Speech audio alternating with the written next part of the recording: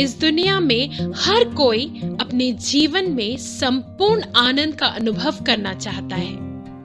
फिर जब हम अपनी नजर दुनिया की तरफ करते हैं तो हम देख सकते हैं कि मानव जाति विभिन्न समस्याओं और परेशानियों के कारण एक दबाव का जीवन व्यतीत कर रही है। इस समय फैली हुई महामारी ने दुनिया भर के कई लोगों के जीवन को पूरी तरह प्रभावित किया है।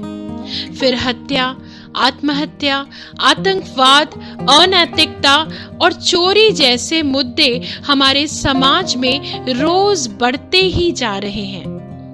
पवित्र बाइबल इन मुद्दों के वास्तविक कारणों के विषय में उत्पत्ति की पुस्तक में बात करती है। हम सृष्टि के वर्णन में देखते हैं कि परमेश्वर ने मनुष्य को अपने स्वरूप के अनुसार समानता में बनाया। पहला आदमी आदम और उसकी पत्नी हव्वा थे। परमेश्वर ने फलदायी अदन की वाटिका को बनाया और उन्हें वहां स्थापित किया। परमेश्वर चाहता था कि मनुष्य हमेशा संतुष्ट रहे और उसके अनुसार सब कुछ तैयार किया। फिर शैतान एक सर्प के रूप में आया और उन्हें वह फल खाने के लिए उकसाया जो परमेश्वर ने उन्हें खाने के लिए मना किया था। वह लोभ में आ गए और परमेश्वर की आज्ञा का उल्लंघन करते हुए निषिद्ध फल खाया। इसलिए आज्ञा उल्लंघन के कारण वे पापी बन गए और परमेश्वर के साथ अपना संबंध खो दिया, जिससे उनकी आत्मिक मृत्यु हो गई। परिणाम स्वरूप आदम से उत्पन्न सभी मानव जाति पाप की गुलाम हो गई। आज हम जो सामाजिक समस्याएं देखते हैं, जैसे कि हत्या, चोरी, घृणा, दुर्व्यवहार और भ्रष्टाचार, वे पाप प्रकृति के परिणाम हैं जो हम आदम से प्राप्त करते हैं। मनुष्य इस संसार में पापी के रूप में जन्म लेता है। यही कारण है कि पापी की प्रकृति बचपन से ही मनुष्य में मौजूद है। ये हमारे पापों के कारण नहीं है कि हम पापी बन जाते हैं, बल्कि इसलिए कि हम पापी के रूप में पैदा होते हैं और इस कारण हम पाप करते हैं। रोमियो 3:23 कहता है कि सभी ने पाप किया है और परमेश्वर की महिमा से रहित है। परमेश्वर जो पवित्र है, उसकी नजर में एक भी व्यक्ति ऐसा नहीं है जो धर्मी हो। रोमियो 6:23 कहता है कि पाप की मजदूरी मृत्यु है। यहाँ मृत्यु का उल्लेख पाप के लिए सजा के रूप में नरक में अनंत निंदा को दर्शाता है। मनुष्य अपने अच्छे कामों से धर्मी नहीं होता। परमेश्वर पवित्र है और मनुष्य पापी है। एक महान खाई दोनों को अलग करती है। मनुष्य अपने स्वयं के प्रयासों के द्वारा परमेश्वर तक पहुंचने की कोशिश करता है, जैसे कि एक अच्छा जीवन जीने के लिए, दर्शन या धार्मिक अनुष्ठानों के लिए, लेकिन अनिवार्य रूप से वह सफल नहीं होता। यशाया की पुस्तक 64:6 में लिखा है, क्योंकि हम सभी अशुद्ध हो गए हैं और हमारी सारी धार्मिकता एक प्रदूषित वस्त्र के समान है। सच्चा सुख और शांति केवल परमेश्वर के साथ हमारे संबंधों को पुनः स्थापित करके प्राप्त की जा सकती है। इसके लिए हमें परमेश्वर से पापों की क्षमा प्राप्त करने की आवश्यकता है। पहला यूहन्ना 1:7 में लिखा है कि यीशु मसीह का रक्त हमें सभी पापों से मुक्त करता है। इस आयत के आधार पर हम देखते हैं कि हमारे पापों का हल यीशु मसीह है।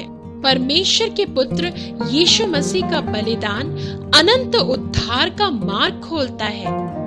काल्वरी क्रूस पर यीशु मसीह की मृत्यु हुई, उन्हें दफनाया गया और तीसरे दिन वे मृत्यु पर विजयी होकर जी उठे।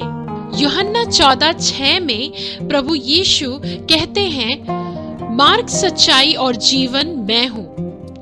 यीशु ने यह नहीं कहा कि वह परमेश्वर के साथ सामंजस्य के कई तरीकों में से एक है, लेकिन इसके विपरीत वह एकमात्र रास्ता है। इसका उल्लेख फिर से प्रेरितों के काम 4:12 में किया गया है, जहां पतरस इकट्ठी भीड़ से कहते हैं कि उद्धार किसी और में नहीं पाया जा सकता है, क्योंकि स्वर्ग के नीचे मनुष्यों में और कोई ऐसा नाम नहीं दिया गया जिससे हम उद्धार पा सके। इन कई वचनों से यह स्पष्ट होता है कि यीशु जो बेदाग हैं और शास्त्र इस सत्य पर जोर देते हैं कि पापों की क्षमा, ईश्वर के साथ सामंजस्य और अनंत जीवन सभी एक ही तरीके से प्राप्त होते हैं, जो कि यीशु है। क्रूस पर यीशु की मृत्यु के माध्यम से परमेश्वर ने मानव जाति के लिए अपना प्यार दिखाया। हम यूहन्ना 3:16 में पढ़ते हैं, क्योंकि परमेश्वर ने दुनिया से इतना प्यार किया कि उसने अपना एक और इकलौता पुत्र दे दिया, कि जो कोई भी उस पर विश्वास करता है वह नाश नहीं होगा बल्कि अनंत जीवन पाएगा। यह इस महान प्रेम के कारण है कि जब मनुष्य अपने प्रयासों से उद्धार पाने में विफल हो जाता है, तब परमेश्वर ने मानव जाति के उद्धार के लिए अपने पुत्र का बलिदान कर दिया। हमें परमेश्वर के साथ संबंध स्थापित करने के लिए क्या करना चाहिए?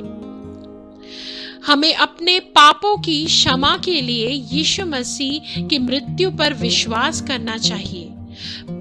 पश्चाताप के साथ हमें अपने पापों को परमेश्वर के सामने स्वीकार करना होगा और व्यक्तिगत रूप से हमारे जीवन में प्रभु यीशु मसीह को स्वीकार करना होगा। रोमियो 10:9 में लिखा है कि यदि आप अपने मुंह से प्रभु यीशु को स्वीकार करते हैं और अपने दिल में विश्वास करते हैं कि परमेश्वर ने उसे मृतकों में से उठाया है, तो आप उद्धार प्राप्त करेंगे। यह मुक्ति मुफ्त है। आपको इसके लिए भुगतान करने की आवश्यकता नहीं है या इसके लिए काम करने की आवश्यकता नहीं है। इसे किसी भी तरह से अर्जित नहीं किया जा सकता है। क्या आप यह उद्धार प्राप्त करने की इच्छा रखते हैं? यीशु ने प्रकाशित वाक्य 3:20 में कहा कि मैं दरवाजे पर खड़ा हूँ और दस्तक देता हूँ। यदि कोई मेरी आवाज सुनता है और दरवाजा खोलता है, तो मैं उसके पास जाऊंगा और उसके साथ भोजन करूंगा और वह मेरे साथ। यदि आप यीशु के लिए अपना दिल खोलते हैं, तो अपने वादे के अनुसार वह आपके जीवन में प्रवेश करेगा और आपको परमेश्वर की संतान बना देगा।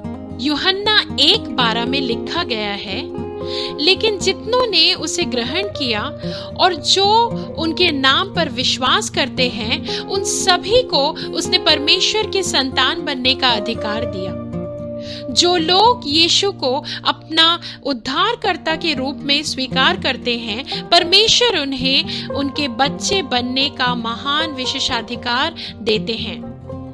क्या आप यीशु के माध्यम से परमेश्वर के साथ संबंध बनाना चाहते हैं और परमेश्वर के संतान बनना चाहते हैं?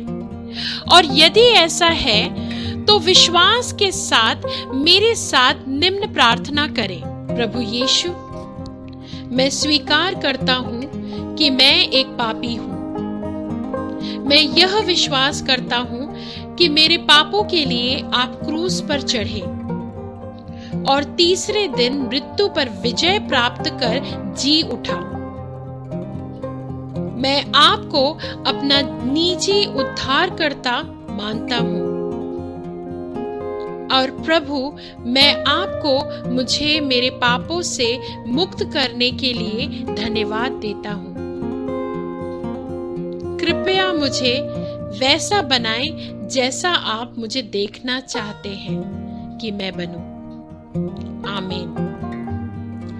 यदि आप इस प्रार्थना को विश्वास के साथ करते हैं तो आप यह सुनिश्चित कर सकते हैं कि यीशु ने आपके हृदय में प्रवेश किया है। यीशु ने कहा है कि मैं तुम्हें कभी नहीं छोड़ूंगा।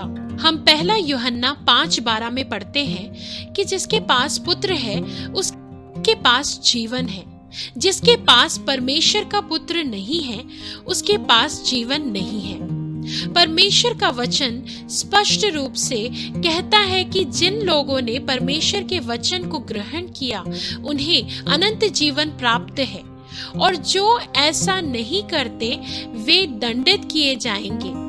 जो यीशु मसीह को मानते हैं वह मरकर भी जिएंगे।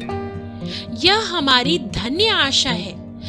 हम ईश्वर का धन्यवाद करते हैं कि उसने हमें अनंत जीवन का वारिस बनाया। यीशु को अपने जीवन में प्राप्त करने के बाद आपको आध्यात्मिक रूप से बढ़ते रहना होगा। आध्यात्मिक विकास के लिए 4 महत्वपूर्ण अभ्यास है।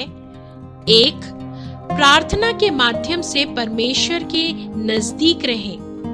2. रोजाना बाइबल पढ़ें। 3. हमेशा परमेश्वर की आज्ञाओं का पालन करें। 4. पवित्र आत्मा के मार्गदर्शन पर विश्वास करें।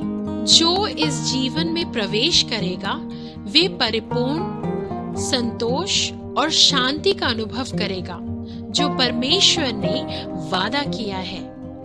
इन वचनों के द्वारा परमेश्वर आपको आशीषित करे।